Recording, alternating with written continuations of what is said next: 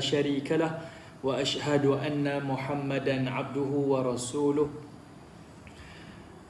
اللهم إنا نسألك الهدى والتقى والعفاف والغنى اللهم إنا نسألك علما نافعا ورزقا طيبا وعملا متقبلا أما بعد الحمد لله.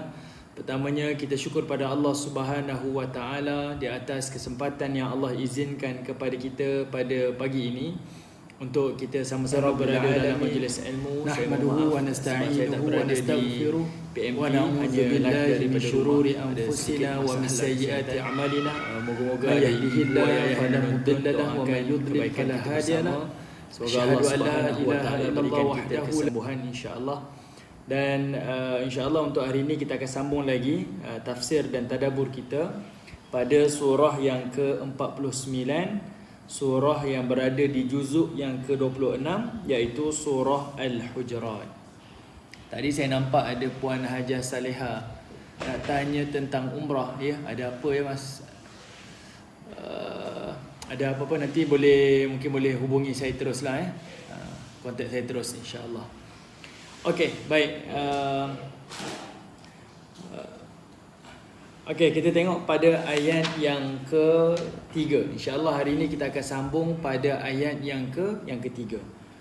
Pada ayat pertama dan ayat yang kedua, kita telah berbicara berkaitan tentang beberapa adab yang Allah tekankan di dalam surah Al-Hujurat. Ada beberapa adab. Pertama, iaitu Allah Ta'ala meminta kepada kita, mengajarkan kepada kita antara ciri dan adab orang mukmin, la tuqaddimu baina yadayillahi wa rasulih, iaitu tidak mendahulukan Allah dan Rasulnya. Apa tindak tanduk kita, ucapan kita, perbuatan kita, dahulukan kehendak Allah dan Rasul, barulah diikuti dengan barulah kehendak kita. Ini yang pertama. Yang kedua, iaitu antara adab yang Allah Ta'ala minta kepada orang mukmin ni, iaitu la tarfa'u aswatakum fawqa sautin nabi. Jangan tinggikan suara kita lebih tinggi daripada suara Nabi SAW. Sama ada ketika mana Nabi SAW masih hidup ataupun selepas Nabi SAW wafat. Okey, sama ada ketika Nabi hidup ataupun setelah Nabi wafat. Yang ini pun kita dah bicara berkaitan tentang hadis itu pada minggu yang lalu, berkaitan tentang Umar Al-Khattab telah menegur beberapa orang Taif yang sedang berbual dan telah meninggikan suara mereka di dalam Masjid Nabawi berhampiran dengan makam Nabi SAW. Jadi Umar tegur, dan itu satu isyarat yang mana selepas Nabi SAW wafat pun kita diajar agar tidak meninggikan suara kita lebih daripada suara Nabi SAW. Sebab kesannya besar. Mungkin kita akan fikir, kenapa saya tak boleh tinggikan suara kepada Nabi? Sebab ini adalah permulaan kepada kita boleh berbeza dengan Nabi SAW. Saya pernah sebut pada minggu yang lalu, mula-mula kita tinggikan suara, kemudian kita mula meremehkan, sebab kita dah mula berani tinggikan suara, kemudian kita pula pandai akan meremehkan cakap Nabi, kemudian kita akan bantah pula cakap Nabi, kemudian kita akan kritik pula apa yang disebutkan oleh Nabi, akhirnya kita akan tolak apa yang disebutkan dalam hadis Nabi SAW. Kesan tu nampak. Jadi Allah Ta'ala tutup pintu-pintu awal dia, iaitu jangan meninggikan suara kepada Nabi SAW. Sebab daripada tinggi suara itu akan membawa kepada penyakit-penyakit yang lain, membawa kepada perbuatan-perbuatan yang lain kepada Nabi SAW. Okey, ini kita dah bincanglah pada ayat yang sebelum ini. Baik, sekarang kita tengok pada ayat yang ketiga. Ayat yang ketiga ini masih lagi dalam perbincangan ayat yang kedua, ataupun masih lagi berbincang tentang adab pada adab yang kedua. Kalau ibu-ibu ayah-ayah perhatikan dalam surah Al-Hujurat, apabila Allah mulakan dengan kalimah ya ayyuhalladzina amanu, dan juga nanti akhir ya ayyuhalladzina amanu, itu bererti Allah Ta'ala sebut poin yang baru, adab yang baru. Jadi dua ayat pertama tu ada dua adab. Adab mesti mendahulukan perintah Allah dan Rasul, barulah dikemudiankan kehendak-kehendak kita. Adab yang kedua, jangan tinggikan suara kita melebihi daripada suara Nabi sallallahu alaihi wasallam. Okey. Yang ketiga pula. Ayat yang ketiga kita sambung Bismillahirrahmanirrahim. Allah Subhanahu wa taala menyebutkan innal ladzina yaghudduna aswatahum inda Rasulillah ulaika alladzina imtahana Allahu qulubahum littaqwa lahum maghfiratun wa ajrun azim. Kata Allah Subhanahu wa taala, sesungguhnya orang yang merendahkan suaranya di sisi Rasulullah, mereka itulah orang yang telah diuji hati mereka oleh Allah untuk bertakwa. Ayat yang kedua, Allah kata jangan tinggikan suara. Pada ayat yang ketiga Allah Ta'ala mengingatkan kita, orang-orang yang mentaati perintah Allah, mengikuti saranan Allah, iaitu merendahkan suaranya di sisi Rasulullah. Allah kata apa? Mereka ni adalah golongan yang imtahanallahu qulubuhum littaqwa. Inilah orang yang hati-hati mereka diuji dengan takwa. Okey, hati-hati mereka diuji dengan takwa. Kenapa? Kalau ada orang persoalkan, kenapa ya saya tak boleh tinggikan suara kepada Nabi? Kenapa ya saya itu? Dia seolah-olahnya membantah Nabi SAW. Perkara yang paling asas bagi orang mukmin. Sebab ayat ini merujuk kepada ya ayyuhallazina amanu, kepada orang mukmin yang beriman kepada Allah dan Rasul. Allah kata, kamu rendahkan suara kamu kepada Rasul, tidak ada apa-apa alasan, tidak ada apa-apa hikmah, melainkan itu adalah takwa. Itu adalah perintah. Kalau Allah kata A lah, tidak ada B, tidak ada C. Dan ini adalah takwa. Sebab itu Allah kata imtahanallahu qulubuhum littaqwa. Allah menguji hati-hati mereka dengan takwa. Sebab ini perintah Allah dan ini adalah ujian yang Allah hendak lakukan kepada kita. Kita tidak ada apa-apa alasan untuk argue. Tapi kalau kita mencari hikmah, yang itulah yang saya sebutkan tadi, sebab daripada tinggikan suara, maka dia akan membawa kita mula belajar meremehkan kata-kata Nabi. Kemudian kita berani untuk membantah kata-kata Nabi. Kemudian kita berani untuk mengkritik Nabi SAW. Akhirnya kita akan belajar untuk menolak hadis-hadis Nabi SAW. Sebab hari ini tuan-tuan, kita beriman, ya kita beriman. Apa yang Nabi sebut, apa yang Allah sebut macam tu. Tapi bila kita masuk dalam satu tahap yang lain, semisal kita mula belajar, kita mula mengkaji, kita mula duduk di bidang akademik, yang di bidang akademik ni tidak ada kita kata prejudice, dia tidak ada bias. Apa yang dikaji itulah. Dia tidak ada memihak kepada sesiapa. Maka dia mula belajar untuk mengkritik dan sebagainya. Saya tak mengatakan akademik itu salah, tidak. Tapi ini adalah jalan yang mana Allah kata jangan tinggikan suara kepada Nabi SAW. Sebab dia akan membawa kepada perkara-perkara yang lain. Okay? Dia akan membawa kepada perkara-perkara yang lain. Banyak ulama-ulama kita duduk dalam bidang akademik, namun mereka diajar untuk ada beberapa perkara. Kita tak nafikan tuan-tuan. Tuan-tuan kajilah tentang Nabi. Kita akan jumpa 1001 faedah, 1001 hikmah daripada Nabi SAW. Cuma ini adalah jalan yang Allah tutup supaya tak membawa kepada kesan masalah yang lebih besar. Okay? Yang ini yang Allah Ta'ala nak kita belajar. Sebab itu disebut dalam surah Al-Hujurat ini berkaitan tentang adab. Okey, tuan-tuan perhatikan bila Allah kata apa? Ulaikal ladzina imtahanallahu qulubuhum littaqwa. Ada satu riwayat yang mana riwayat ini pernah ditanyakan kepada Abdullah bin Zubair. Ada satu riwayat ini dalam kitab Imam Ahmad, yang mana ada satu surat dihantarkan kepada Umar Al-Khattab. Ketika itu Umar Al-Khattab adalah Amirul Mukminin. Dan mereka bertanya kepada Umar, yang mana mereka tanya, dia kata, wahai Umar, wahai Amirul Mukminin, manakah yang lebih baik sama ada di antara orang yang ada keinginan untuk bermaksiat, dia nak bermaksiat, ada keinginan untuk bermaksiat, lalu dia menahan dirinya daripada bermaksiat, dengan orang yang tidak ada keinginan untuk bermaksiat dan dia tak melakukan maksiat. Antara dua ni yang mana lebih baik? Saya ulang lagi sekali tuan-tuan. Ada satu riwayat menyebutkan ada satu surat hantar kepada Umar Al-Khattab ketika itu menjadi Amirul Mukminin. Mereka bertanya, ya Umar, Ada orang yang berkeinginan untuk maksiat, lalu dia meninggalkan maksiat. Dengan ada orang yang tak berkeinginan untuk bermaksiat dan dia tak melakukan maksiat. Antara dua ni, mana yang lebih baik? Mana yang lebih baik? Lalu Umar kata, dan Umar memilih yang lebih baik adalah orang yang berkeinginan untuk bermaksiat tetapi meninggalkan maksiat. Kenapa? Lalu Umar memetik ayat ini. Dia kata apa? Ulaikal ladzina imtahanallahu qulubuhum littaqwa lahum maghfiratun wa ajrun kabir, wa ajrun azim. Iaitu orang yang diuji hati-hati mereka untuk takwa, itulah yang lebih baik. Maksudnya apa tuan-tuan?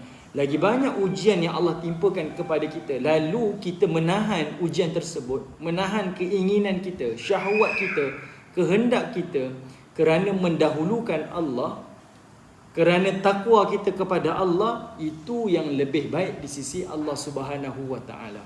Ada kali kita tengok, untung orang ni kan, semisal kita kata apa, untung orang ni tidak dikurniakan mata, moga-moga dia tak dapat melihat maksiat. Betul, itu satu manfaat untuk dia. Tapi dalam masa yang sama, kita yang Allah berikan mata dan ada ujian untuk melihat benda yang haram ataupun yang tak haram, kalau kita menahan mata kita daripada melihat maksiat kerana Allah, itu yang lebih baik. Itu yang lebih baik. Ada kali kita kata, oh si fulan tu dia tidak ada orang tua, mungkin dia lebih baik daripada saya sebab dia mungkin tak pernah menderhaka kepada orang tuanya sebab ibu bapanya tidak ada, sudah meninggal dunia. Betul, memang itu lebih baik pada dia untuk kita bersangka baik. Tapi dalam masa sama kita pujuk hati kita seperti mana ayat ini yang dikatakan oleh Umar Khattab, kita yang berpotensi untuk melakukan maksiat tetapi menghalang diri kita bermaksiat, maka itu yang lebih baik. Sebab kita sedang diuji oleh Allah Subhanahu Wa Taala, sama ada untuk memilih takwa ataupun tidak. Okey, jadinya dekat sini Allah Taala tekankan ayat ulaikal ladzina imtahanallahu qulubuhum littaqwa adalah untuk memberi isyarat. Kamu boleh untuk tinggikan suara kamu kepada Nabi, boleh sebab itu pilihan kamu. Tetapi kerana inilah sebagai ujian kepada hati-hati kamu untuk takwa, untuk taat perintah Allah lebih daripada keinginan kamu, lebih pada syahwat kamu, maka itu yang lebih baik kepada kamu. Lalu Allah Ta'ala menyebutkan, kalau kamu mengikuti takwa itu, memilih takwa, Allah menjamin dua perkara tuan-tuan. Pertama kata Allah, lahum maghfiratun wa ajrun azim. Pertama kata Allah, lahum maghfiratun. Pertama iaitu Allah akan ampunkan dosa-dosanya, wa ajrun azim, dan yang kedua Allah akan memberikan pahala yang besar. Pahala yang besar di sini adalah merujuk kepada syurga Allah Subhanahu Wa Taala. Okay? Syurga Allah Subhanahu Wa Taala. Dan ini sama seperti mana yang kita baca dalam surah Al-Mulk, iaitu Allah menyebutkan pada ayat yang ke-15, tak silap saya, Allah kata apa? Innal ladzina yakhshawna rabbahum bil ghaib lahum maghfiratun wa ajrun kabir. Kata Allah Subhanahu Wa Taala, sesungguhnya orang yang takutkan kepada Allah bil ghaib, dalam keadaan dia bersendirian. Maksudnya dalam keadaan bersendirian, dia boleh memilih untuk bermaksiat, dia boleh memilih untuk melihat benda-benda maksiat, dia boleh memilih untuk melakukan perkara-perkara syahwat dia. Tapi kerana dia bersendirian, dia memilih untuk takut kepada Allah. Allah kata lahum maghfiratun wa ajrun kabir, maka padanya Allah berikan pengampunan dan juga Allah akan berikan kepadanya syurga. Okey. Jadi tuan-tuan yang dirahmati oleh Allah Subhanahu Wa Taala, pada ayat yang ketiga, dari sudut tadabburnya kita faham, setiap ujian yang Allah timpakan, setiap musibah yang Allah timpakan, dan setiap apa-apa yang Allah timpakan kepada kita, kita memilih untuk dahulukan Allah, kita memilih untuk takwa, iaitu taat kepada perintah Allah, itu yang lebih baik. Bahkan dia mengundang untuk mendapat pengampunan Allah dan juga untuk mendapat syurga Allah Subhanahu Wa Taala. Okey, lagi tinggi mujahadah kita, lagi tinggi pengorbanan kita untuk ibadah, maka itu lebih baik. Okey, itu lebih baik. Ada orang diuji dengan harta, tapi dia mampu hadapi harta tersebut, Dengan harta tu dia berinfak. Dia sayang dengan harta, tapi dengan harta tu dia berinfak, dia memberi, dia melakukan macam-macam, maka itu lebih baik pada dia. Ada orang diuji dengan kemiskinan, menghalang dia untuk melakukan ketaatan, tapi dia lawan, dia tetap melakukan ketaatan kepada Allah, itu lebih baik kepada dia. Okey, sebab Allah Taala memberi isyarat di sini, semua ujian-ujian ini adalah untuk takwa. Ujian-ujian di sini adalah untuk takwa.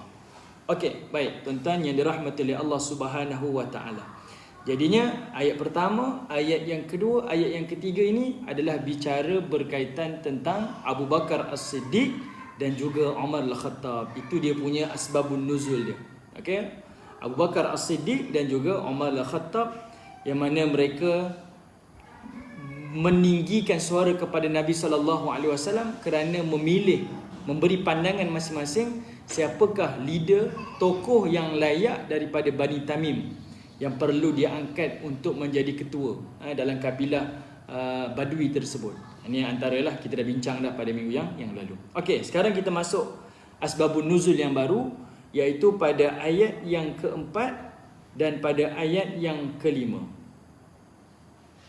Ayat yang keempat dan ayat yang kelima ini, asbabun nuzul dia berkaitan dengan kisah yang lain, tetapi dia masih lagi follow kepada cerita yang pertama. Saya ulangi sekali tuan-tuan, mungkin tuan-tuan, ibu-ibu, ayah-ayah terlepas pada yang lalu. Kalau ibu-ibu, ayah ingat lagi, Abu Bakar As-Siddiq dan juga Umar Al-Khattab ni dalam satu peristiwa, sebab surah Al-Hujurat ni adalah bicara tentang zaman Amul Wufud, tahun yang ke-9 Hijrah, yang mana banyak kabilah-kabilah yang berada di serantau negara Arab ni mula berkunjung menziarahi Nabi dan memeluk agama Islam di hadapan Nabi SAW.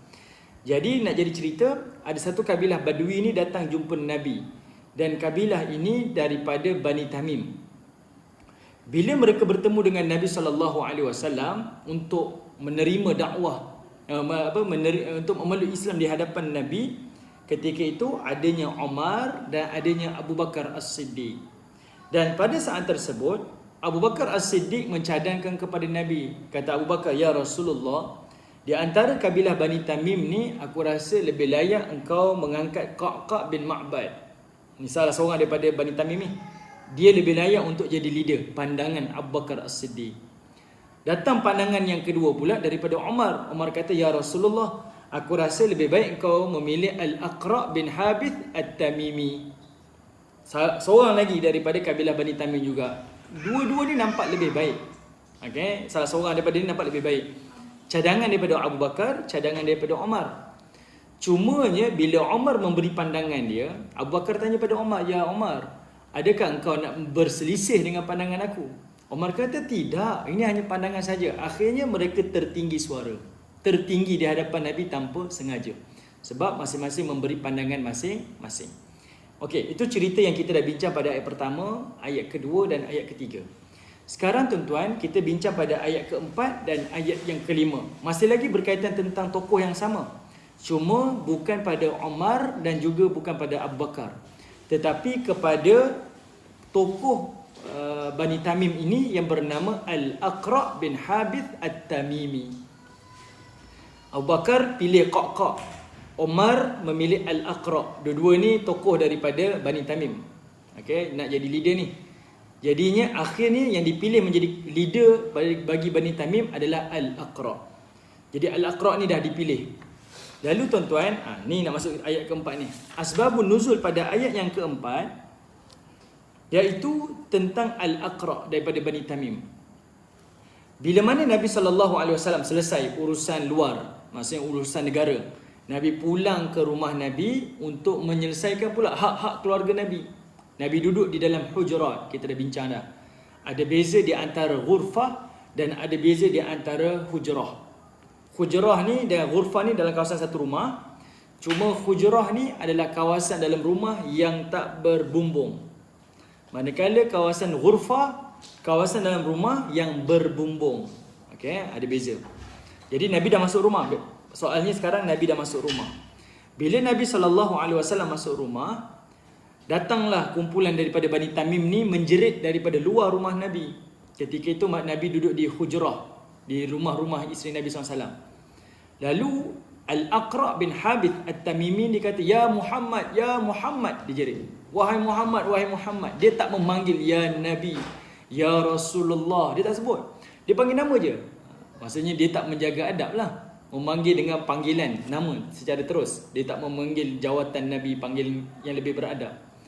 Dia kata, ya Muhammad, ya Muhammad, wahai Muhammad, wahai Muhammad, ukhruj ilaina. Dia kata, keluar, jumpa dengan kami ni. Sebab apa tuan-tuan? Sebab Bani Tamim ni adalah daripada bangsa Badui. Mereka ni Badui. Bila Badui ni mereka kasar. Okay, mereka kasar. Jadi mereka tak berapa elok dari sudut akhlak adabnya. Okay, tak berapa elok. Jadi dia kasar seperti itu dengan Nabi SAW. Ya Muhammad, ukhruj ilaina. Keluar, saya nak jumpa dengan kamu ni. Lalu dia kata apa? Fa inna madhana zainun. Sesungguhnya kami memuji kamu ini memberikan keindahan kepada kamu. Wa zammana, dan apabila kami mencela kamu, syainun, maka ia adalah satu keburukan bagi kamu. Ini ucapan daripada Al-Aqra' bin Habis At-Tabimi. Bila dia sebut macam ni tuan-tuan, maka Allah pun turun pada ayat yang keempat dan ayat yang kelima. Allah tegur Al-Aqra', Allah tegur Bani Tamim, dan Allah memberi panduan kepada kita semua. Okay? Allah memberi panduan kepada kita semua, pengajaran kepada kita. Kenapa tuan-tuan yang dirahmati oleh Allah? Sebab yang pertama iaitu Al-Aqra' ni bila dia memanggil Nabi dengan gelaran ya Muhammad, itu adalah dari sudut adab, kita kata tak beradablah kepada Nabi SAW memanggil nama terus kepada Nabi. Yang kedua iaitu dia menjerit daripada luar rumah Nabi SAW ketika mana Nabi dah masuk rumah nak menunaikan hak pada keluarga. Yalah, Nabi dah habiskan masa Nabi di luar rumah bersama dengan orang-orang muslimin yang lain. Jadi isteri Nabi perlukan haknya, anak-anak Nabi perlukan haknya, dan Nabi pun perlukan kepada hak dia sendiri, mungkin untuk membersihkan diri dan sebagainya lah. Jadi mereka memanggil Nabi dengan panggilan tersebut. Sekarang tuan-tuan, pengajaran yang kita boleh belajar dekat sini iaitu pemimpin dan juga rakyat. Pemimpin dah jalankan tanggungjawab dia. Okay, kita sangka baik, pemimpin dah jalankan tanggungjawabnya. Kita jangan soal lah kalau pemimpin yang tak menjalankan tanggungjawab. Itu cerita lain tuan-tuan. Sekarang kita pandang, pemimpin dah menjalankan tanggungjawab kepada rakyat. Dia dah melakukan macam-macam. Bila pemimpin berehat, maka rakyat jangan memaksa. Sebab pemimpin telah melunaskan haknya pada rakyat. Dan pemimpin ada hak untuk melunaskan tanggungjawab kepada keluarga. Okay? Jadi kita jangan paksa. Saya tak nampak pun pemimpin pergi sini. Saya tak nampak pun pemimpin pergi sini. Tak semestinya. Asal dia dah menjalankan tanggungjawabnya, dah selesai. Itu hak dia dengan Allah Ta'ala. Allah Ta'ala akan persoalkan di hari akhirat. Sekarang ni, kita hanya bersangka baik kepada mereka. Dan kita kena lihat, mereka juga ada hak kepada keluarganya, kepada anak-anaknya, kepada pasangannya, kepada ibu bapanya dan sebagainya. Kita serahkan kepada mereka. Seperti mana Nabi SAW. Okey, baik. Itu antara yang kita boleh belajar daripada asbabun nuzul. Sekarang tuan-tuan, ibu-ibu, ayah-ayah, kita tengok pada ayat yang keempat. Sekarang perhatikan Allah kata apa? Innal ladzina yunadunaka min wara'il hujurat aktsaruhum la yaqilun. Pada ayat yang keempat ni menarik untuk kita bincangkan. Pada ayat yang keempat ni menarik untuk kita bincangkan. Allah Ta'ala menyebutkan sesungguhnya alladzina, orang-orang, yunadunaka, yang memanggil engkau wahai Muhammad, min wara'il hujurat, daripada luar hujurat kamu. Aktsaruhum la ya'lamun. Majoriti mereka adalah orang yang tidak mengetahui, orang yang tidak berakal, yang tidak mengetahui. Walau annahum sabaru hatta takhruja ilaihim lakana khairan lahum wallahu ghafurur rahim. Dan kalau sekiranya mereka bersabar sampai kamu keluar bertemu dengan mereka, sesungguhnya itu lebih baik bagi mereka. Allah Tuhan yang Maha Pengampun lagi Maha Penyayang. Okey, ibu-ibu ayah yang dirahmati Allah. Sekarang perhatikan pada ayat yang keempat, kalimah alladzina. Kalimah alladzina. Alladzina ini adalah kalimah plural. Alladzina adalah kalimah plural. Kalau tuan-tuan ingat lagi saya sebut tadi, asbabun nuzul dekat sini adalah ditujukan kepada Al-Aqra' bin Habis At-Tamimi. Dia yang memanggil Nabi. Kan dia kata ya Muhammad ukhruj ilaina, keluar saya nak jumpa. Okey, dia panggil nama je ya Muhammad ya Muhammad. Tetapi pada ayat yang keempat Allah kata allazina yunadunaka. Orang-orang ramai ni yang duk panggil Nabi ni. Ramai. Kenapa tuan-tuan yang dirahmati oleh Allah? Di sini walaupun Al-Aqra' yang memanggil Nabi, tetapi Allah menggunakan kalimah plural sebab walaupun yang memanggil tu seorang, tetapi dia panggil di atas persetujuan ramai daripada kabilah dia. Maksudnya bila Al-Aqra' buat perbuatan seperti itu, seolah-olahnya yang dipandang oleh Allah bukan Aqra' je buat, tapi seluruh Bani Tamim yang buat. Seluruh Bani Tamim yang buat. Sebab yang lain tu tak menghalang, seolah-olahnya mereka bersetuju dengan perbuatan Al-Aqra'. Maksudnya apa tuan-tuan dekat sini? Kalaulah ada dalam masyarakat kita, dalam kawasan kita, taman kita, kampung kita, ada orang yang bermaksiat dan tidak ada orang yang tegur, bererti seolah-olahnya orang yang lain adalah sama seperti orang ini. Dia mendukung, dia bersetuju dengan maksiat tersebut. Jadi orang mukmin ni dia ada sifat. Kalau dia tak suka, dia perlu membantah dengan tangannya, kuasanya. Kalau tak mampu, bantah dengan mulutnya, dengan lidahnya. Ataupun tidak, dia kena bantah dengan hatinya. Dan ini adalah selemah-lemah iman. Ini sifat orang mukmin tuan-tuan. Dalam hal maksiat, dalam hal perkara-perkara yang tak elok, orang mukmin kena bercakap. Okey, sama ada gunakan kuasa yang kita ada, bukan kita pergi pukul, tapi gunakan kuasa yang kita ada, ambil tindakan undang-undang, buat petition dan sebagainya. Ataupun kita bercakap, tanda kita tak setuju. Ataupun paling tidak kita rasa tak suka di dalam hati kita. Ini orang mukmin. Tapi kalau kita berdiam, biarlah tak apalah, dia tak kacau saya. Itu tak dibenarkan. Seperti mana yang baru ni tuan-tuan. Saya tengok yang dekat media sosial ni, kes yang dekat Sunway Lagoon. Dekat dengan tuan-tuan dekat USJ kan. Dekat Sunway Lagoon. Mereka melakukan konsert dalam air. Sudahlah tak jaga SOP. Kemudian berhibur. Sedangkan setiap musibah yang Allah turunkan, setiap bala yang Allah turunkan, itu adalah sebagai peringatan untuk kita kembali kepada Allah, dekat kepada Allah. Bukan supaya kita tambah lagi maksiat, melakukan lagi kemungkaran. Dan bila nampak perkara macam tu, orang mukmin kena tegur. Orang mukmin kena ada perasaan tak suka dengan perkara-perkara tersebut. Orang mukmin perlu, kalau ada orang yang menjalankan petition untuk menghalang buat ni, perlu buat, perlu. Okey, ni adalah kebersamaan kita. Tapi kalau tak ada, orang mukmin mula dah, tak apalah, dia tak kacau saya, rezeki saya pun tak ada kaitan dengan dia. Hati-hati tuan-tuan. Itu bukan sifat orang mukmin. Okey, sebab sekarang surah Al-Hujurat bercerita tentang adab dan akhlak orang mukmin. Sebab itu Allah direct ya ayyuhalladzina amanu. Allah highlight kalimah amanu. Wahai orang-orang beriman. Kalau kamu beriman, ini sifat-sifatnya. Okey, kalau kamu orang beriman, ini sifat-sifatnya. Jadi ayat yang keempat, kenapa Allah gunakan alladzina, iaitu kalimah yang merujuk kepada plural, seolah-olah ramai orang yang memanggil Nabi, sedangkan asbabul nuzulnya hanya Al-Aqra' sahaja yang memanggil Nabi, kerana ini isyarat. Walaupun yang buat satu kesalahan seorang, tetapi dia merujuk kepada semua. Sebab semua itu seolah-olahnya bersetuju dengan perbuatan yang seorang tadi tu. Okay, sebab itu kadang-kadangnya tuan-tuan yang melakukan maksiat minoriti, tapi Allah sekali datangkan malapetaka tuan-tuan, semua kena. Semua kena. Okay, jadi kita saling-saling beringat. Kemudian tuan-tuan, Allah kata apa? Yunadunaka, mereka memanggil engkau daripada luar. Seperti mana saya ucapkan tadi tuan-tuan. Min wara'il hujurat, daripada luar hujurat, daripada luar kamar kamu, luar daripada bilik-bilik kamu ya Muhammad.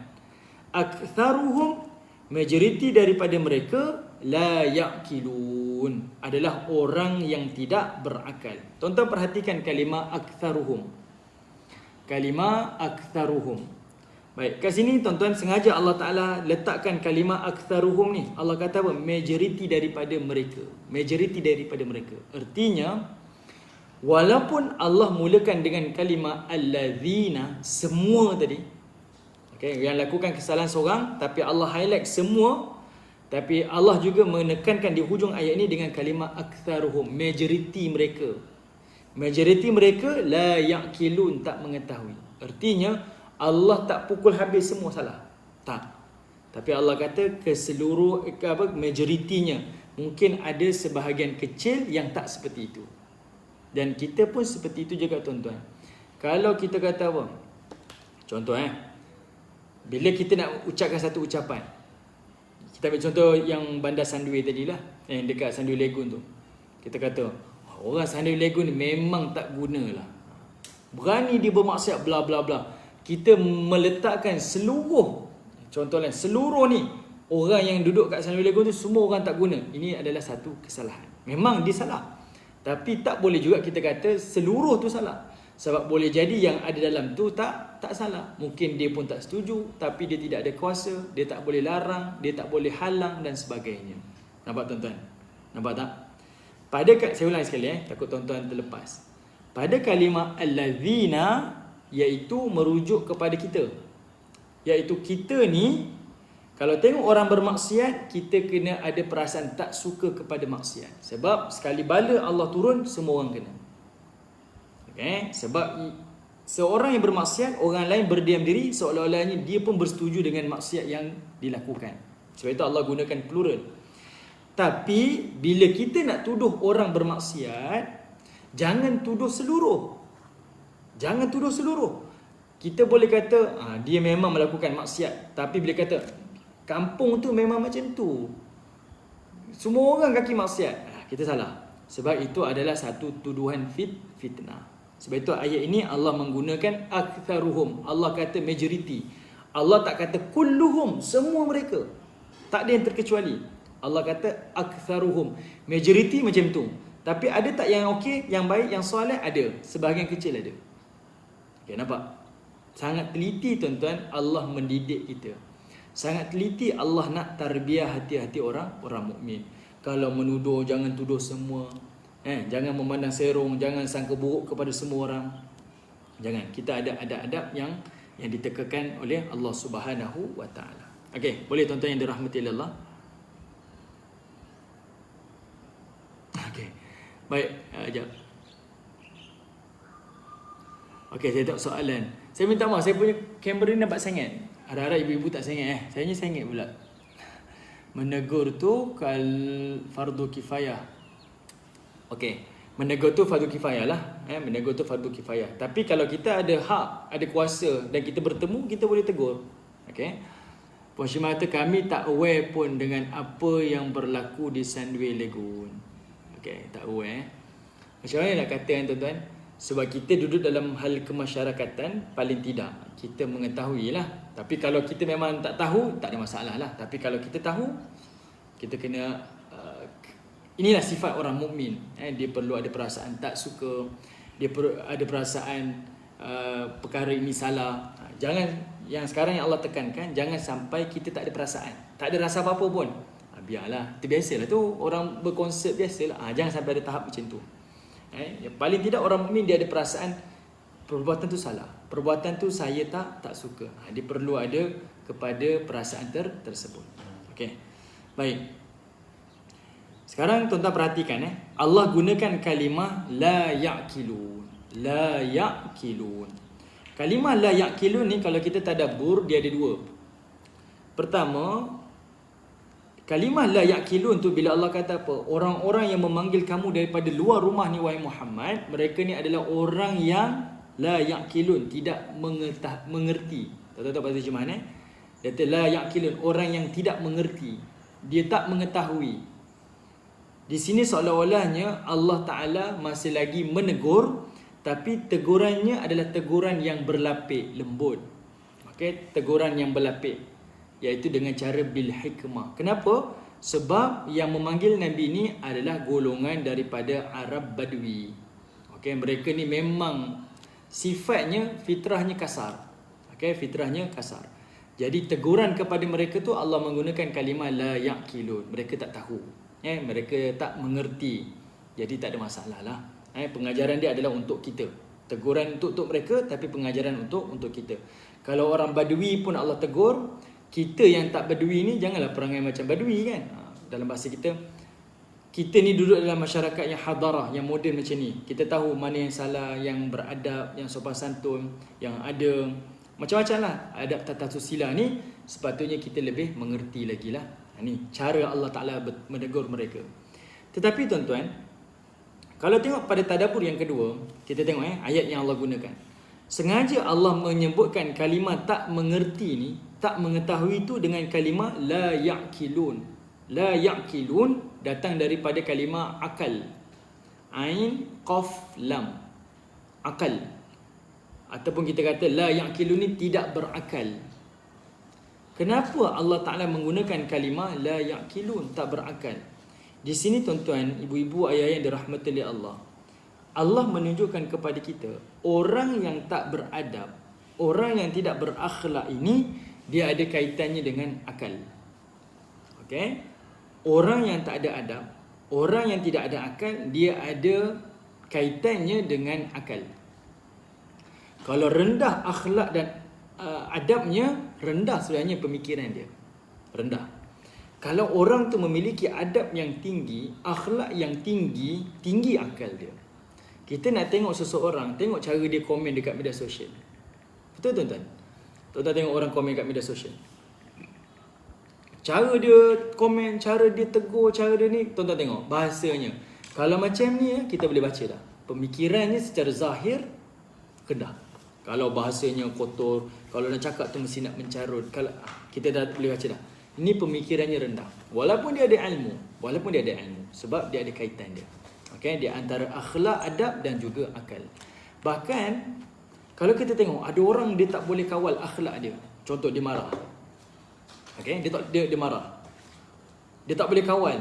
Kawalan tu dekat mana tuan-tuan? Kawalannya tu adalah pada akal. Betul tak? Kawalan tu pada akal. Secara ilmu psikologinya kita tengok. Kalau dia buat sesuatu tu memang dia marah. Kawalan tu dekat mana? Kawalan tu adalah pada akal. Sebab itu Allah mengkaitkan orang yang tak beradab dan tidak berakhlak ini adalah orang yang la yaqilun. Orang yang tak mengerti. Tapi digunakan dengan kalimah akal dekat situ. Sebab ada kaitan di antara akhlak, adab dan juga akal. Okey? Akhlak, adab dan juga akal. Jadi perkara ini perlu diambil perhatian.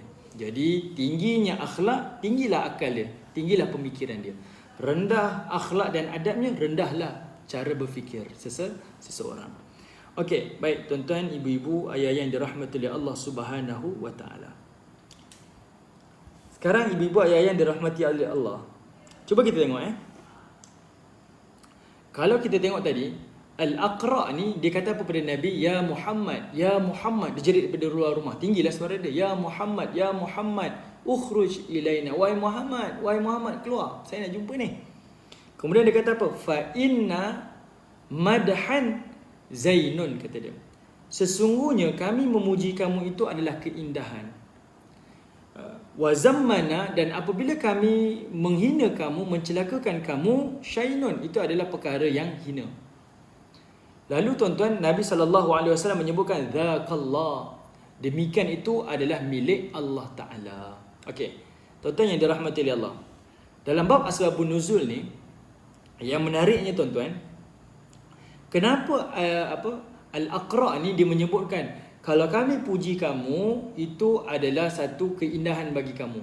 Kalau kami hina kamu, itu adalah keburukan bagi kamu. Sebenarnya tuan-tuan, ucapan itu dalam bahasa kita tak faham. Tapi ucapan itu adalah ucapan yang selalu diucapkan kepada raja-raja. Kan raja-raja ni biasanya, kenapa dia jadi raja? Kenapa dia jadi sultan? Sebab rakyat-rakyatnya memuji dia. Semisal saya minta maaf saya sebut. Kalau kita sebut daulat tuanku, mohon patih harap dia ampun, kan kita ada gunakan bahasa-bahasa macam tu. Okey. Jadi Arab Badui ni menggunakan ucapan tu, kami puji kamu tu, maka itu adalah keindahan bagi kamu. Kalau kami hina kamu, maka itu adalah keburukan bagi kamu. Seolah-olahnya tuan-tuan, Nabi berhajat kepada pujian rakyat. Nabi berhajat kepada pandangan ucapan-ucapan baik daripada rakyat. Tapi Nabi jawab apa tuan-tuan? Zakallah. Dia kata tak, itu milik Allah Ta'ala. Orang mukmin tuan-tuan, orang mukmin dia tak seperti itu.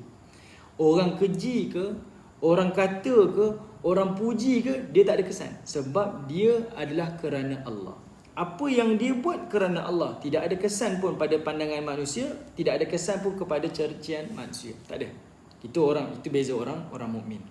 Sebab itu, walaupun 1000 orang puji kita tuan-tuan, kita kena sedar dan kita kena tahu, semua itu tidak ada apa manfaat bila mana kita berhadapan dengan Allah. Datanglah orang puji, kamu bagus, kamu alim, ceramah kamu bagus, kamu cakap ni, kamu ada ilmu, kamu hebat, kamu... Kita kena letak dalam diri kita, tidak ada satu pun yang bernilai di hadapan Allah bila mana saya dengan Allah. Tidak ada. Okey, ini adalah sifat orang mukmin. Dan ini yang kita kena tahu. Seperti mana ucapan ini kepada Nabi, Nabi kata aku tak perlukan semua itu. Zaqallah, ini adalah milik Allah Subhanahu wa taala. Okey, baik tuan-tuan yang dirahmati oleh Allah. Sebenarnya bila seseorang dipuji, menambahkan lagi rasa dirinya baik. Bila orang keji dia, merasakan dirinya rendah. Tuan-tuan, itu adalah punca-punca awal kepada penyakit hati. Dan itu disebut sebagai riak. Ini kita kena tahu tuan-tuan. Sebab penyakit riak ni adalah penyakit orang soleh. Dia tidak ada penyakit orang lain. Orang kaki kuliah, orang kaki masjid, orang-orang soleh, kaki ibadah ni, ini penyakit dia. Penyakit hati dia adalah riak. Bila orang puji kita, kita mula rasa hebat. Kita mula tambahkan lagi ibadah kita. Itu riak tuan-tuan. Punca dia. Bila orang keji kita, membuatkan kita rasa down untuk beribadah. Bahkan sampai tahap kita putus asa dan tinggalkan ibadah. Itu adalah tanda riak. Okey, itu adalah tanda riak. Hati-hati tuan-tuan. Ini penyakit riak. Sebab itu bila orang Badui puji Nabi, Nabi kata apa?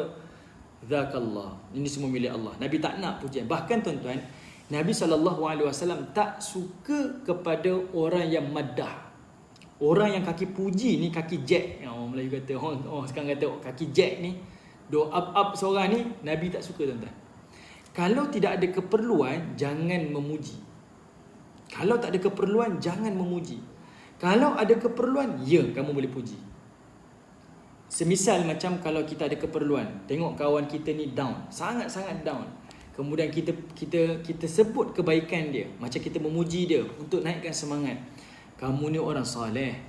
Kamu diuji ni mesti Allah nak berikan sesuatu yang lebih baik. Kan, kami tengok kamu ni orang baik ni. Kamu ni jaga ibadah ni. Sebut kebaikan-kebaikan dia. Adakah itu pujian yang tak bermanfaat? Itu adalah pujian yang bermanfaat. Kita puji dia untuk naikkan semangat dia. Itu dibenarkan. Tapi kalau saya saja puji, jangan tuan-tuan. Jangan. Nabi tak suka. Sebab daripada pujian itu boleh membawa seseorang menuju ke dalam neraka Allah. Sebab takut dia beribadah, melakukan sesuatu kebaikan bukan kerana Allah dah, tapi kerana dipuji oleh manusia. Dia mula beribadah untuk mengharapkan pandangan dan keredaan manusia. Kalau kita dalam kita punya NGO kita tuan-tuan, kita buat satu program berjaya. Antara kita kalau nak memuji, pujilah yang boleh menambahkan lagi semangat kita untuk kerja lebih kuat. Okey? Bukan sekadar puji ni untuk naikkan rasa saya lebih hebat, saya tuan-tuan tinggalkan. Ini antara yang diajarkan kepada kita. Kita kena tahu tuan-tuan, kalau ibadah yang kita buat ada perasaan riak, tuan-tuan kena tahu dia akan ada 4 perkara. Pertama, menyebabkan amalan-amalan kita ni digugurkan. Pahala-pahala kita akan berguguran. Seolah-olahnya tuan-tuan, yang kita dapat bukan pahala, tetapi hanya letih dan sia-sia. Yang kedua, bila kita melakukan ibadah dalam keadaan kita riak, maka ibadah tu sudahlah sia-sia, tetapi yang kedua pula menambahkan lagi dosa. Sudahlah tak dapat apa-apa, dosa pula yang dapat. Ketiga tuan-tuan, bila kita melakukan ibadah, kemudian kita riak, kita akan dibenci oleh manusia. Sebab apa? Orang yang riak ni adalah orang yang melakukan satu ibadah untuk dapat keredaan manusia. Dia nak sanjungan manusia, pujian manusia. Tapi lambat laun, yang dia harapkan pujian manusia tu akhirnya mendapat kebencian daripada manusia. Kenapa? Sebab tak ada manusia suka tengok orang yang berbangga-bangga kan. Orang yang mula menunjuk amalan dia ke, harta dan sebagainya. Manusia tak suka tuan-tuan. Daripada dia mengharapkan pujian manusia, akhirnya dibenci oleh manusia. Jadi kita nak melakukan riak ni, kita kena sedar, benda ni tak disukai. Sudahlah tak dapat apa-apa, sia-sia. Sudahlah menjadi dosa. kemudian dia akan dibenci oleh manusia. Dan yang keempat, siapa yang melakukan amalan ini dengan riak, maka dia akan hilang kebahagiaan dan ketenangan jiwa dia. Sebab ibadah ni tuan-tuan, dia bersifat ketenangan jiwa. Ala bi dzikrillahi tatma'innul qulub. Ketahuilah, mengingati Allah mendatangkan ketenangan jiwa. Ibadah ni sifatnya tenangkan jiwa. Tapi bila kita riak, kita telah mencacatkan ibadah kita. Cacatnya ibadah tuan-tuan tak capai objektif, tak dapat ketenangan. Tetapi dia akan mendapat mudah kekecewaan dan ketidakbahagiaan dalam jiwa dia. Okay, jadi riak adalah perkara yang sia-sia. Okay. Dalam hal ibadah, kita menunjuk-nunjuk tuan-tuan, itu namanya riak. Tapi dalam sudut selain ibadah, tapi kita menunjuk-nunjuk tuan-tuan, itu tak dipanggil riak. Contoh ada orang dia tunjuk, ni aset saya macam ni, bla bla bla bla. Ini rumah saya, bla bla bla bla. Ini kereta saya, bla bla bla. Dia sebut harta-harta dia tuan-tuan. Di situ tak disebut sebagai riak, tetapi ia disebut sebagai takabbur. Takabbur ini pun satu masalah. Sebab Allah Ta'ala sebut, kata Allah Ta'ala, Al-'izzu idharuh wal kibriya rida'uh man yunazi'uni adzabtuh. Kata Nabi SAW, yang mana kemuliaan itu adalah kain sarung kepada Allah. Al-kibriya, takabur itu, kesombongan itu adalah kain selendang Allah. Dan siapa yang merampasnya daripada Allah, adzabtuh, maka Allah Ta'ala akan mengazabnya. Okay? Jadi kita jangan tuan-tuan, jangan ada menunjuk-nunjuk dalam hal ibadah, dan jangan menunjuk-nunjuk dalam harta-harta kita. Sebab dua-dua tu adalah penyakit hati. Baik, tuan-tuan yang dirahmati oleh Allah. Kemudian ada soalan ke? Saya minta maaf, saya punya kamera ni sengit, jadi saya tak nampak. Okey, baik. Kemudian tuan-tuan yang dirahmati oleh Allah, tengok ayat yang kelima pula. Ayat yang kelima, Allah menyebutkan, walau annahum sabaru hatta takhruja ilaihim lakana khairan lahum wallahu ghafurur rahim. Kata Allah Subhanahu wa taala, dan kalau sekiranya mereka bersabar sehingga kamu keluar, lakana khairan lahum, sesungguhnya itulah yang paling baik bagi mereka. Wallahu ghafurur rahim, sesungguhnya Allah itu Tuhan yang Maha Pengampun lagi Tuhan yang Maha Mengasihani. Baik, tuan-tuan yang dirahmati oleh Allah, perhatikan kalimah wallahu ghafurur rahim. Pada ayat ni tuan-tuan, walaupun Al-Aqra dan juga Bani Tamim telah melakukan kesalahan, iaitu mereka memanggil Nabi dengan nama, kemudian mereka ni juga telah, kita kata, menjadi pengajaran sehingga Allah turunkan ayat ni tuan-tuan. Tetapi Allah kata apa? Wallahu ghafur, Allah telah mengampuni mereka. Maksudnya kesalahan mereka itu dimaafkan. Kerana apa? Kerana mereka tidak tahu. Okay? Kerana mereka tidak mengetahui. Jadi Allah maafkan dan Allah telah mengampuni dosa-dosa mereka. Selesai tuan-tuan. Okay? Allah maafkan dan Allah ampuni dosa mereka. Kerana apa? Kerana mereka tidak tahu. Okay? Kalau tak tahu, tak ada masalah, dia ampunkan dan dia menjadi pengajaran. Cumanya bila dah tahu, kena buat. Semisal tuan-tuan, macam sekarang ni Al-Aqra ditegur. Lalu kita ambil contohlah, ni misal Al-Aqra tak buat, tapi sebagai contoh. Contohlah Al-Aqra daripada Arab Badui, dia berkasar, lalu Allah tegur dan Allah maafkan. Kemudian lepas tu dia buat lagi dengan alasan, contoh kalau dia kata, saya memang perangai macam ni lah, mulut saya memang laser lah, saya memang suka cakap direct, macam mana saya nak ubah? Itu salah tuan-tuan, itu salah. Ia perlu dididik dan dia perlu ditarbiah. Orang perlu didik dia dan dia perlu bersedia untuk dididik. Kan kita jumpa ada orang macam tu kan, saya nak buat macam mana perangai saya, walaupun saya mulut laser, hati saya baik. Saya ni mulut je macam ni, tak boleh tuan-tuan. Dia perlu dididik. Orang mukmin dia kena terima. Okay? Memang kesalahan pertama dimaafkan, tapi kali kedua kamu tahu itu salah, dia perlu diubah. Okay? Dia perlu diubah. Bukan kita kena terima, agama kena cocok dengan kita. Tak, kita yang kena cocok dengan agama kita. Boleh faham tuan-tuan? Okay, sebab itu ayat ini Allah kata, aku dah maafkan. Wallahu ghafur, Allah maafkan. Tidak ada menjadi dosa kepada mereka sebab mereka tidak mengetahui. Allah sebut kalimah ghafur. Okey, tuan-tuan yang dirahmati Allah, kalau kita belajar bahasa Arab dan kita kalau tengok nama-nama Allah ni, kalimah pengampunan ada 4. Allah disebut sebagai Allahu Ghafur. Kan kita sebut Allahu Ghafur. Kemudian kita kata Allahu Ghafir. Kemudian kita apa? Allah Al-Afu. Kemudian Allah At-Tawwab. Ini nama-nama Allah kan. Allahu Ghafur, Allahu Ghafir. Ghafur, Ghafir. Allah yang Maha Pengampun. Kalau At-Tawwab, Allah yang menerima taubat. Al-Afu, Allah Tuhan yang Maha Pemaaf. Okey, 4-4 ni nampak sama tuan-tuan, sama. Tapi dia berbeza. Okey. Nampak macam sama tetapi dia berbeza. Beza dekat mana tuan-tuan? Kita ambil satu contohlah pada kalimah Ghafur ni.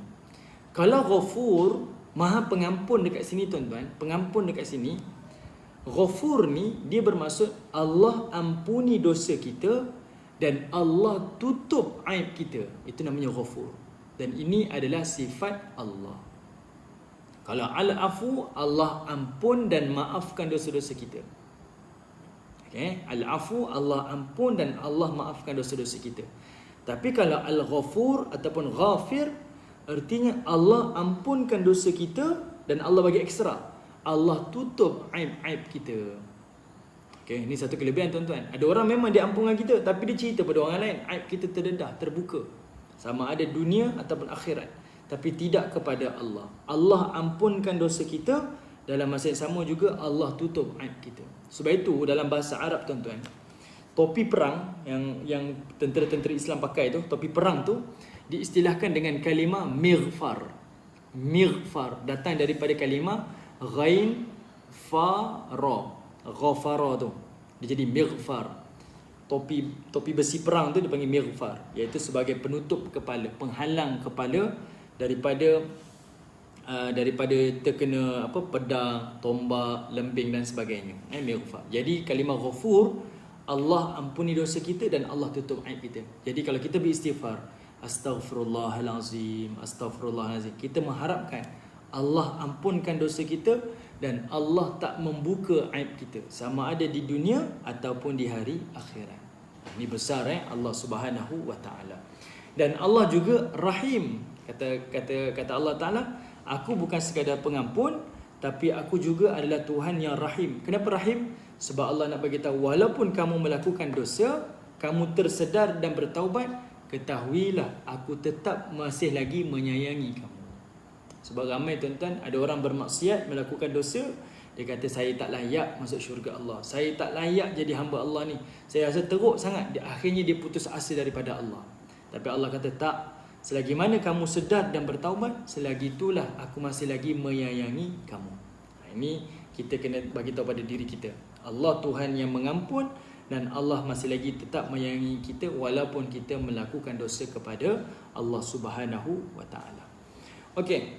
Baik tuan-tuan yang dirahmati oleh Allah. Jadi ayat yang keempat dan ayat yang kelima ini pengajaran dia yang kita dapat, iaitu satu tempat ada satu orang melakukan maksiat, orang lain kena ambil kerjasama, iaitu menasihati orang yang melakukan maksiat.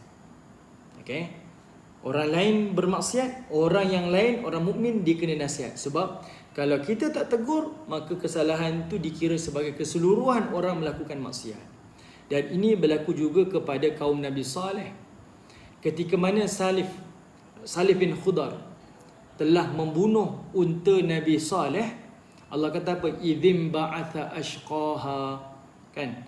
Celakalah mereka ni. Allah kata celakalah mereka ni. Kenapa Allah kata celaka tuan-tuan? Kenapa Allah kata celakalah mereka ni? Sebab yang bunuhnya seorang, tapi Allah kata semua tu celaka kerana semua tu bersetuju dengan perbuatan Salih bin Khudar. Yang bunuh seorang, tapi Allah kata yang celaka tu semua. Sebab yang lain-lain tu seolah-olahnya mendukung, bersetuju dengan perbuatan Salih bin Khudar membunuh unta Nabi Saleh AS. Okay, jadi kita hati-hati tuan-tuan. Jangan kita mudah-mudah, tak apalah, bukan saya buat, ini bukan masalah Saleh, it's not my business. Tak, tuan-tuan. Orang mukmin tak seperti itu. Okay, orang mukmin tak seperti itu. Dan yang kedua, kalau tegur, kalau orang tu salah sekalipun, bukan semua salah.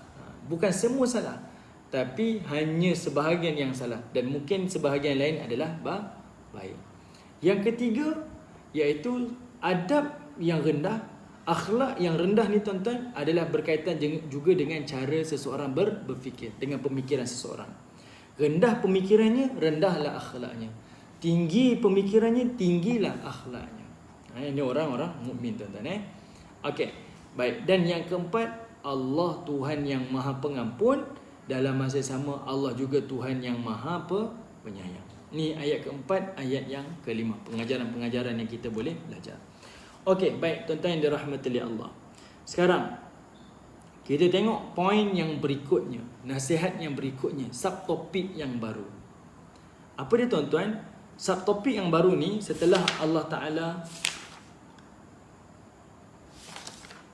Allah Subhanahu Wa Taala menyebutkan beberapa adab sebelum ini, sekarang masuk topik yang baru, iaitu Allah Taala menyebutkan ya ayyuhallazina amanu, wahai orang-orang mukmin, in ja'akum fasiqun, apabila datang kepada kamu fasik, orang yang fasik, binaba'in, yang membawa satu berita, fatabayyanu, maka bertabayyunlah. Dalam sebahagian riwayat qiraat tuan-tuan disebut kat sini fatathabbatu. Ada juga riwayat yang membaca fasiqun binaba'in fatathabbatu. Dia tak baca fatabayyanu, tapi dia membaca fatathabbatu. Dua-dua ni dibenarkan. Okey. Antusibu qauman bijahalatin fatusbihu ala ma fa'altum nadimin. Yang kita baca fatabayyanu ni tuan-tuan, ini daripada riwayat bacaan qiraat bacaan Hafs, Imam Hafs yang kita baca ni. Jadi kita punya bacaan adalah fatabayyanu. Sebahagian riwayat kata fatathabbatu. Dua-dua sama. Okey, tuan-tuan tengok pada ayat yang ke-6. Baik, sebelum tu saya tengok soalan tuan-tuan. Saya minta maaf sangat-sangat saya terganggu sebab saya punya kamera ni ya, saya tengok Allah Akbar.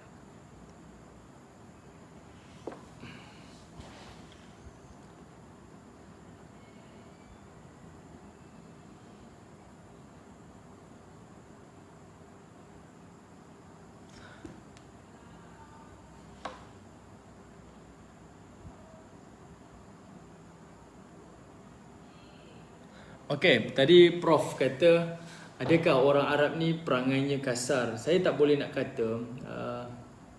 Cumanya macam mana kata Allah ni adil lah. Setiap bangsa, setiap kabilah tu dia balance kan. Ada yang baik, ada sisi buruk dia, ada yang lembut dan ada juga sisi yang kasar. Saya rasa semua bangsa sama. Cuma mungkin dari sudut majoriti yang kita nampak seperti itulah. Cuma saya tak berani nak cakap. Bangsa Arab. Tapi kalau tengok bangsa Arab, bangsa lain pun seperti itu juga. Ada je yang kasar-kasar bangsa kita kan. Semisal macam kalau kita di Malaysia ni, siapa yang kasar tuan-tuan? Dari sudut mulut celupa ni, orang Melaka. Contoh. Bukan nak kata, kalau saya kata macam tu, ada yang terasa pula bila masa pula orang Melaka macam tu. Tak boleh nak kata tuan-tuan. Ada tak? Kita boleh kata umum lah, betul umum. Dalam satu bangsa, dalam satu negara, semua ada. Yang kasar ada, yang lembut ada, kan, yang berbudi ada, yang tak berakhlak pun ada. Adil, Allah ni adil. Okey. Baik. Ya, saya tengok lagi soalan. Saya minta maaf, saya ingat dah saya punya ni.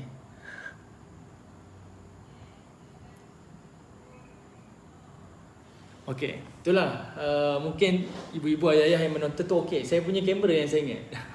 Dia jadi saya ingat macam tu. Okay, jadi saya baca sah. Okey, tak apa. Baik. Sekarang kita tengok pada ayat yang ke-6.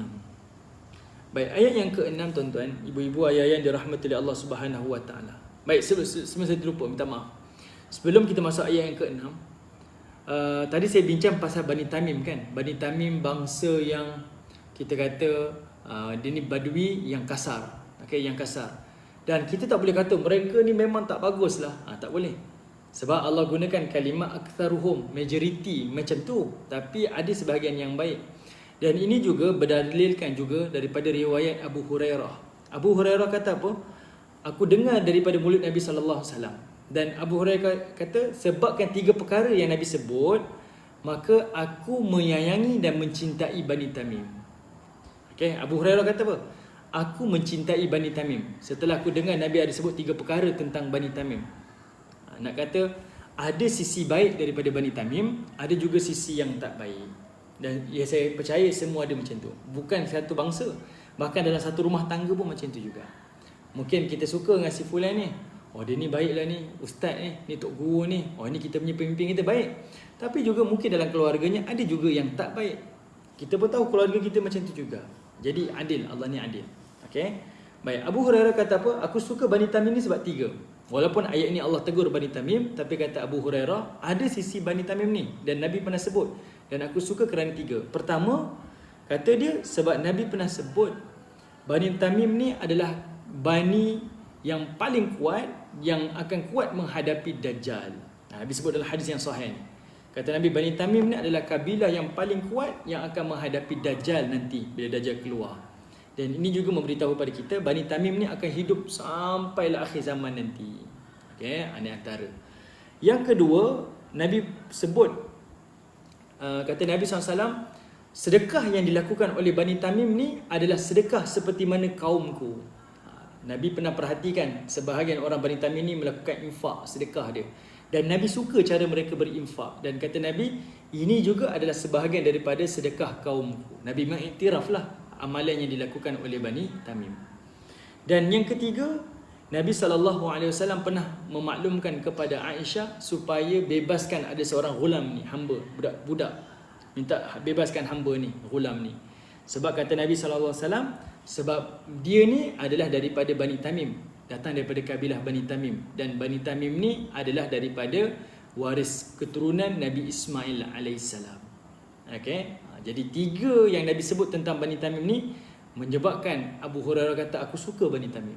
Dan saya nak sampaikan ni tuan-tuan, adalah ada masa sisi satu kabilah, satu bangsa, satu kumpulan ni ada yang melakukan kejahatan, ya, tapi ada juga yang melakukan kebaikan. Jadi kita kena iktiraf lah, yang salah-salah, yang baik adalah baik. Jangan kita pukul rata dia semua salah, dia semua tak elok.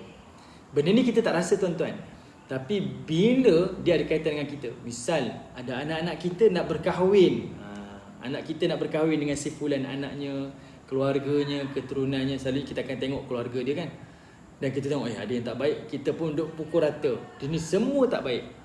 Kalau tak setuju, tak suka, tak apa, tapi jangan tuduh seluruh. Okay, kita rasa di keluarga dia macam ni, mak rasa tak sesuai lah kot.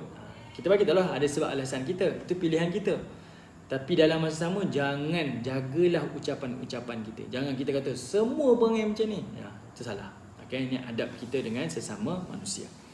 Okey, baik ibu-ibu yang dirahmati Allah. Jadi pada ayat yang ke-6, Allah Subhanahu Wa Taala menyebutkan lagi sekali kepada orang mukmin ada satu lagi adab, iaitu adab kata Allah, in ja'akum fasiqun, apabila datang kepada kamu orang fasik yang membawa satu berita, fatabayyanu, maka kamu kena tabayyun, kena periksa dengan teliti, kena cross check, double check balik apa yang dia sebutkan, apa yang dia ucapkan. Jangan sebarangan main terima saja. Jangan. Dia ada cara-cara dia. Okey, yang ini adalah adab kita sebagai mukmin. Dan ini adalah sifat orang mukmin. Okey, apa-apa berita yang sampai kepada kita, cross check, double check. Jangan terus terima dan terus sampaikan kepada orang lain. Okey, baik tuan-tuan yang dirahmati Allah. Ayat yang ke-6, 7 dan 8 ni dia ada bercerita berkaitan tentang asbabun nuzul. Ada satu kisah, iaitu kisah ini diriwayatkan berlaku kepada seorang sahabat Nabi bernama Al-Walid bin Uqbah bin Abi Mu'in. Al-Walid bin Uqbah bin Abi Mu'in. Al-Walid ni dia anak kepada Uqbah bin Abi Mu'in. Uqbah bin Abi Mu'in ni tuan-tuan, kalau tengok pada riwayat, ayah dia kafir lah, ayah dia kufur, syirik. Ayah dia ni tuan-tuan sebenarnya adalah sahabat Nabi. Bukan sahabat selepas Islam, bukan sahabat selepas Nabi jadi Rasul. Dia adalah sahabat Nabi sebelum Nabi jadi Rasul. Masa kecil, zaman kecil Nabi, Uqbah bin Abi Mu'in ni adalah sahabat yang rapat dengan Nabi SAW. Sangat rapat. Sangat rapat. Dia ni boleh kata berjiran dengan Nabi di kota Mekah. Rumahnya dia berdekatan dengan Nabi SAW. Sebelum Nabi jadi Rasul. Tetapi bila Nabi jadi Rasul, dialah orang yang paling kuat menentang Nabi SAW. Bahkan asal ada apa-apa benda yang nak dilakukan oleh kepada Nabi, Uqbah bin Abi Mu'id lah yang akan buat. Semisal macam Nabi SAW sujud depan Kaabah, lalu yang ambil saluran isi perut haiwan tu dia letakkan di atas tengkuk Nabi masa Nabi sujud di hadapan Kaabah tu, siapa buat tuan-tuan? Itu adalah perbuatan daripada Uqbah bin Abi Mu'id. Dialah yang ambil najis tu letak atas arahan Abu Jahal. Kenapa dia buat tuan-tuan? Sebab dia nak tunjukkan yang dia bukan lagi kawan dengan Nabi dah. Dia bukan lagi sahabat dengan Nabi dah. Dia seolah-olah nak bagi tahu, saya tak ada kena-mena dengan Muhammad. Kalau kamu nak suruh apa-apa buat pada Muhammad, saya sanggup buat apa sahaja. Itu Uqbah bin Abi Mu'id. Okey, dia nak tunjukkan diri dia. Berbeza, tak seperti macam dulu dia berkawan dengan Nabi SAW. Tapi anaknya mukmin, anaknya Al-Walid bin Uqbah bin Abi Mu'id ni dia mukmin. Dia jadi sahabat Nabi. Cerita dia iaitu Nabi SAW didatangi oleh satu kabilah, yang mana kabilah ni daripada kabilah Al-Khuza'ah. Okey, kabilah Al-Khuza'ah ni masuk Islam daripada seorang sahabat Nabi namanya Al-Haris bin Dirar. Ada riwayat kata Dirar bin Har. Ada dua orang lah, salah seorang. Dua-dua ni daripada kabilah Bani Al-Khuza'ah. Mereka ni datang bertemu dengan Nabi. Ni kan Amul Wufud, tahun-tahun yang ramai orang datang jumpa Nabi dan beriman. Jadi bila mereka datang kepada Nabi SAW, Nabi pun bagi tahulah, jom masuk Islam. Nabi offer, tawarkan, dan mereka beriman. Dan Nabi maklumkan, kita orang mukmin ni kena bayar zakat. Nanti kamu pulang ke kampung halaman kamu, bagi tahu orang-orang yang beriman kepada di kampung kamu, nanti akan aku hantar utusan sekian-sekian tempoh akan kutip zakat dekat sana. Jadi dia pun setuju. Dia pun balik tuan-tuan mengislamkan orang kampung dia. Dan dia maklumkan perlu membayar zakat, perlu keluarkan zakat sebab ini adalah rukun Islam. Jadinya tuan-tuan mereka dah bersedialah. Jadinya bila Nabi SAW sampai satu tempoh, Nabi pun hantar Al-Walid bin Uqbah bin Abi Mu'id ni jadi utusan Nabi pergi kutip zakat daripada Bani Al-Khuza'ah tadi tu. Okey, Nabi hantar. Sampai tengah jalan tuan-tuan, bila utusan Nabi ni Al-Walid ni nak sampai, dia tengok Bani Khuza'ah ni nak menyambut kedatangan Al-Walid utusan Nabi ni tuan-tuan, dia sambut dengan pedang. Sebab orang Arab zaman tu sampai hari ni tuan-tuan, kalau ditunjukkan kemenangan, hari ni kalau tuan-tuan tengok orang-orang Arab kalau kedua kahwin, dia pedang tu tuan-tuan dia duk angkat tau. Dia angkat-angkat pedang dia. Kalau ada senapang tu tembak ke langit. Ni perkahwinan tuan-tuan. Kalau ada utusan, yelah utusan Nabi datang, dia nak sambut tuan-tuan, nak tunjukkan keberanian dia, nak tunjukkan kekuatan kabilah dia buat macam tu, bawa pedang. Tapi nak jadi cerita, pada zaman jahiliyah, kabilah Al-Walid bin Uqbah bin Abi Mu'id ni dan juga kabilah daripada Khuza'ah ni tuan-tuan, dia ada bertelagah zaman dulu sebelum jahiliyah. Datangnya Islam mereka tak macam tu dah. Tapi kerana sejarah lamanya menyebabkan Al-Walid ni dia nampak orang Khuza'ah ni bawa pedang, dia ingat nak membunuh dia.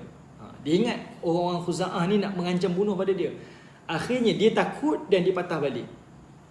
Dia takut, dia patah balik, dia jumpa dengan Nabi SAW. Lalu dia cakap pada Nabi, "Ya Rasulullah, aku takut dan mereka mengancam bunuh kepada aku. Aku takut dan aku takut mereka ni mengancam bunuh kepada aku." Jadinya tuan-tuan yang dirahmati oleh Allah, bila utusan ni dah pulang, lalu Nabi SAW marahlah. Kata Bani Khuza'ah masuk Islam, nak bayar zakat, sekarang kita nak kutip zakat, mereka pula nak membunuh utusan pula. Nabi marah, Nabi hantar satu lagi utusan, iaitu yang dipimpin oleh Khalid bin Al-Walid. Khalid bin Al-Walid pula keluar, pergi. Tapi Khalid ni utusan yang hanya untuk cek sahaja. Betul ke mereka ni kafir? Betul ke mereka ni dah kembali musyrik? Tuan-tuan, bila Khalid Al-Walid sampai ke kota tempat Bani Khuza'ah ni, dia tengok kabilah Bani Khuza'ah ni dengar ada lagi suruhan azan dalam kabilah dia. Dan Khalid cek, tengok mereka ni masih lagi solat berjamaah. Jadi Khalid pun jadi ragu-ragu, kenapa jadi macam ni?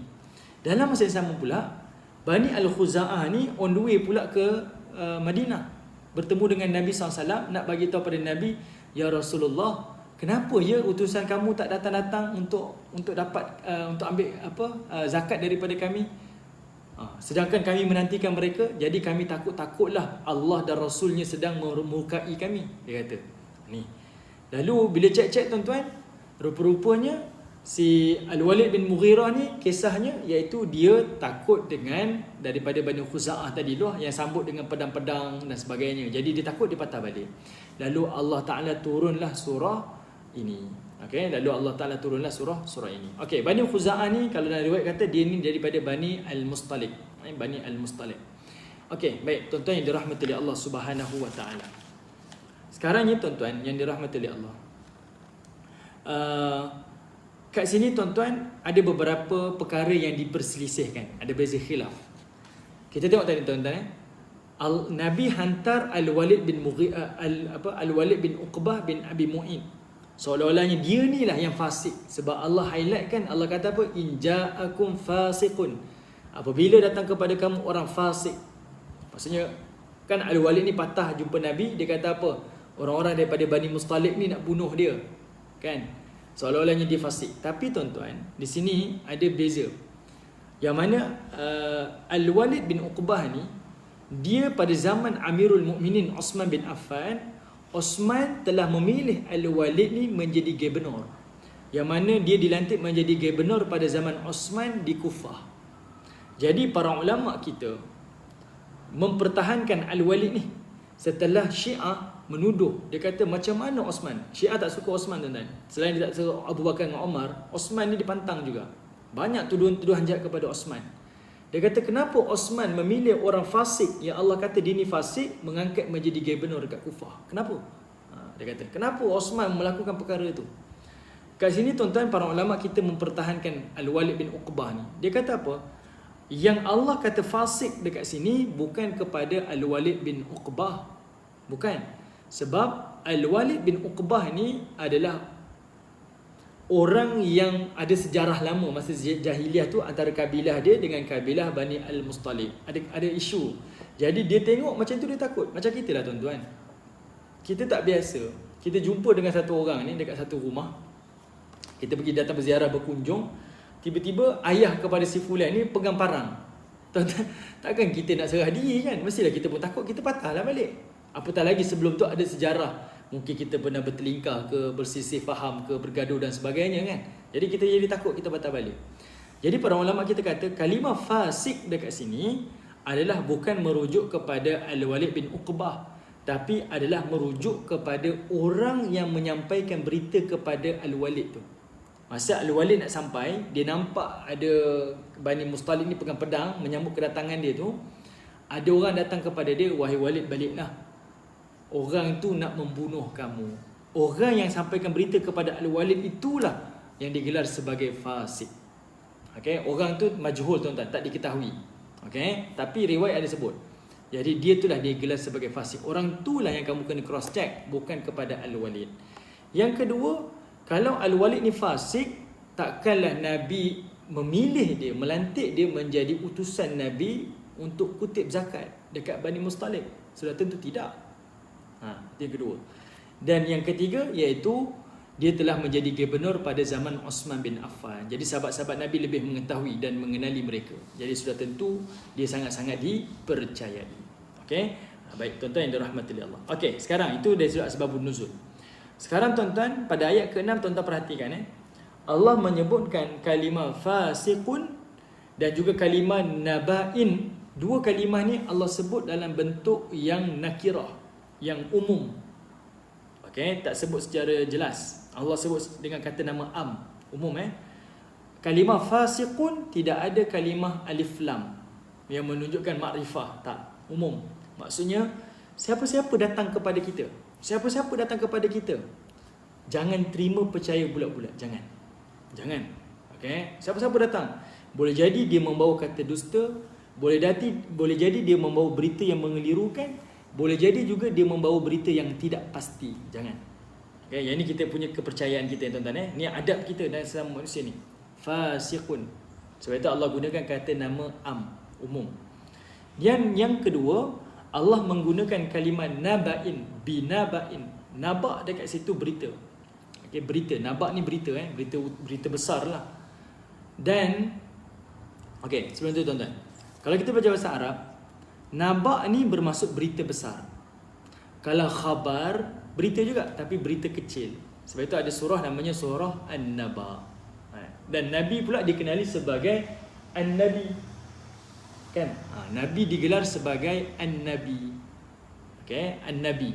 Sebab Nabi ni memberi maksud orang yang menyampaikan berita, yang membawa berita tentang hari akhirat. Baik. Kalimah naba' pun Allah gunakan kata nama am. Kenapa tuan-tuan? Sebab naba' dekat sini adalah macam-macam berita kita dengar. Dan saya rasa ayat ini sangat relevan. Dan Quran memang relevan. Daripada zaman dulu sampai hari ini. Hari ini berita kita macam-macam bentuk tuan-tuan. Daripada media sosial, daripada YouTube, daripada TV, daripada radio, daripada akhbar, daripada blog, daripada itu, daripada ni. Umum. Semua yang berbentuk umum, yang kita tak tahu, dusta ke, keraguan ke, kekeliruan ke, Allah minta orang mukmin fatabayyanu. Tolong, please cross check. Please. Dan please periksa dengan teliti. Semisal hari ini tuan-tuan, isu yang berkaitan tentang vaksin. Tentang vaksin.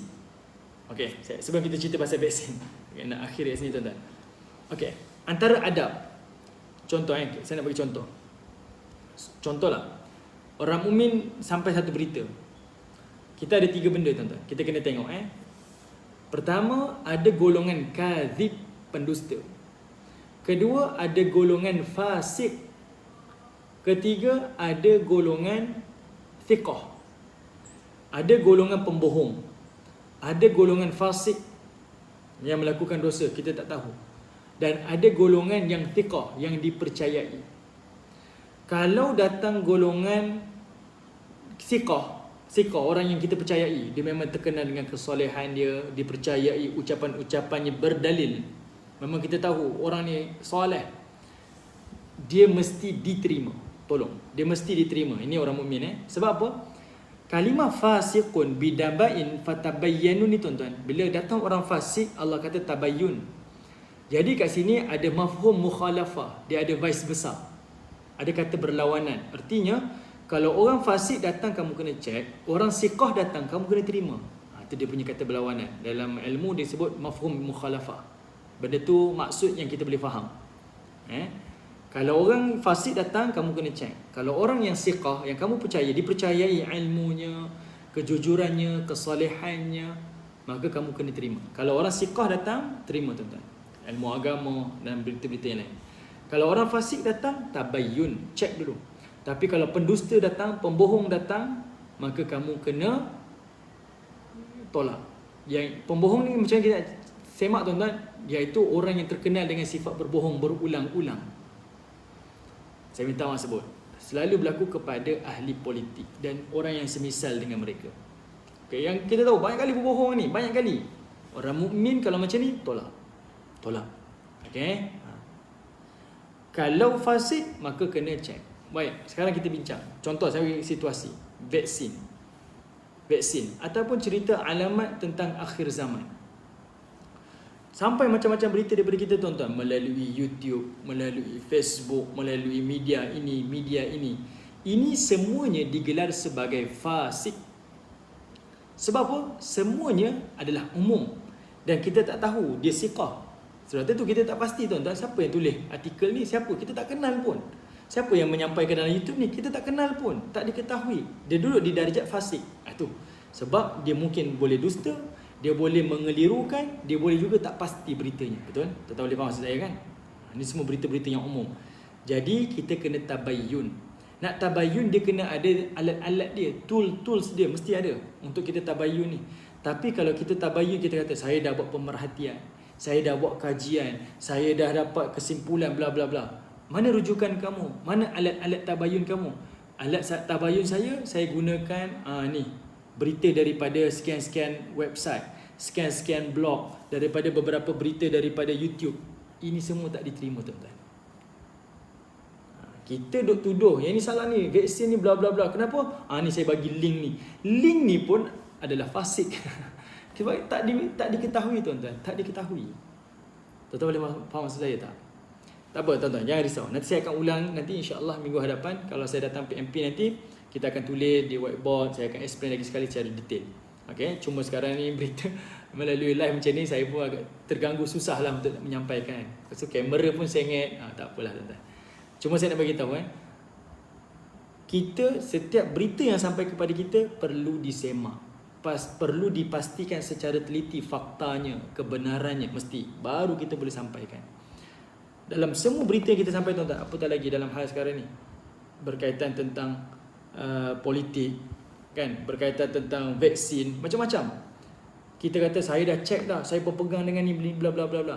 Yang kita berpegang, yang kita semak tu, yang kita check tu, tengok balik adakah tools ni berfakta ataupun tidak.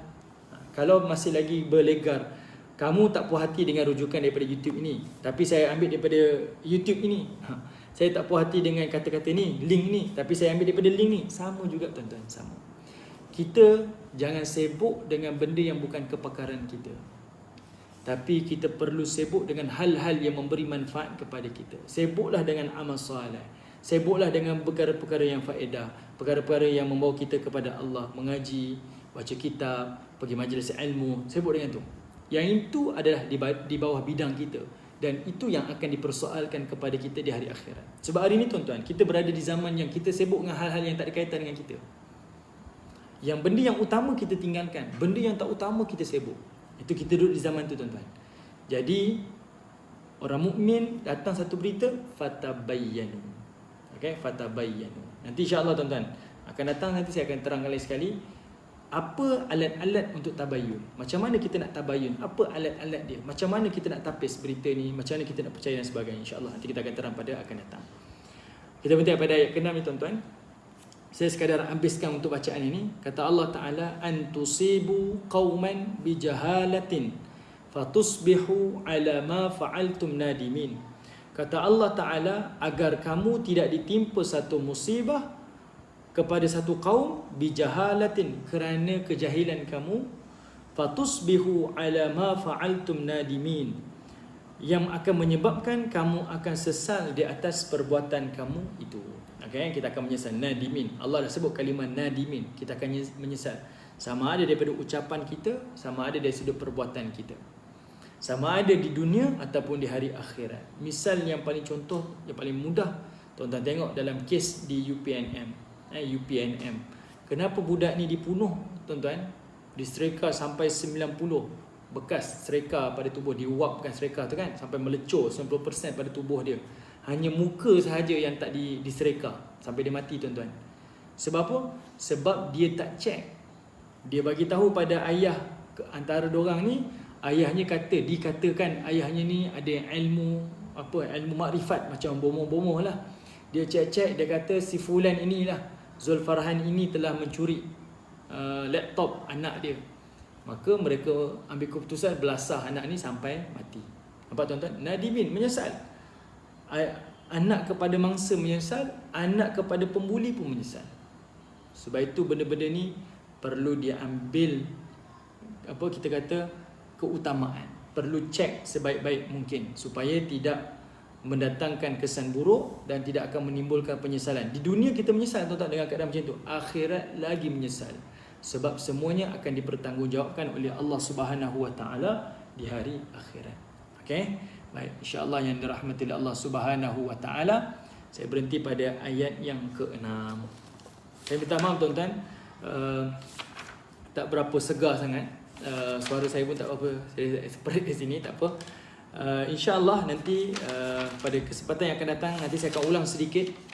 Ada beberapa poin yang saya akan ulang lagi untuk saya tegaskan supaya tuan-tuan nampak ayat-ayat ini ada kepentingan-kepentingan dia. Dan insyaAllah kita akan sambung nanti pada ayat yang berikutnya. InsyaAllah Abang Syuaib nanti kita akan sambung minggu depan ayat yang ke-6. Ayat ke-6 ni tak habis lagi, saya hanya baca secara literal je. Okay, nanti kita akan cek satu persatu ayat yang ke-6. InsyaAllah kita akan sambung pada minggu hadapan. Okay, baik, ada apa-apa soalan ke? Cek.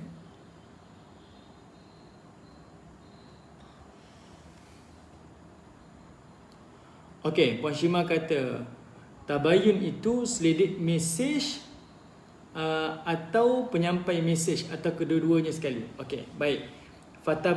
Tabayun ni adalah cek kepada mesej. Okey, cek kepada mesej. Bila Allah kata fasik tadi, iaitu kita dah tentukan status seseorang ataupun sesuatu berita tu. Dia kadzib ke, dia thiqah ke, ataupun dia fasik. Kita dah tahu dah. Kalau dia adalah orang yang dipercayai, thiqah, dipercayai, terima. Tapi kalau dia fasik, maka itu yang kena tabayun. Apa yang kena tabayun? Iaitu pada mesej dia. Okay, mesej dia, maklumat dia. Sebab ada juga kata-kata hukama, unzur ma qala wala tanzur man qala. Tengok apa yang dia cakap dan jangan tengok siapa yang bercakap. Boleh jadi tuan-tuan satu maklumat tu betul, tapi penyampainya tak betul. Ada juga kan penyampai daripada anak-anak kecil. Jangan tengok siapa yang menyampaikan, tengok mesej yang disampaikan. Kalau benda tu baik, terima. Tak baik, tinggalkan. Okay? Jadi kalimah dekat sini, fatabayyanu, tabayyun dekat sini adalah pada mesej, pada maklumat. Okay? Setelah kita dah tahu dah setiap berita yang kita sampai, kita punya filter kita, dia ni kazib, siqah atau fasik. Okay. Lepas tu baru kita buat penentuan, terima, tolak ataupun tabayyun. Ini insyaAllah, ini kita akan detailkan sedikit lah pada minggu hadapan. Kita nak tengok kita punya apa kaya pengukur kita, apa alat-alat kita untuk menilai sesuatu berita, ya, insyaAllah. Okey, terima kasih kepada semua. Mohon maaf atas kelemahan, kekurangan daripada majlis ini. Semoga Allah Ta'ala berkati, semoga Allah Ta'ala redha dan Allah Ta'ala memberikan kita kekuatan untuk beramal dengan ilmu yang telah kita ketahui, insya-Allah. Assalamualaikum warahmatullahi wabarakatuh.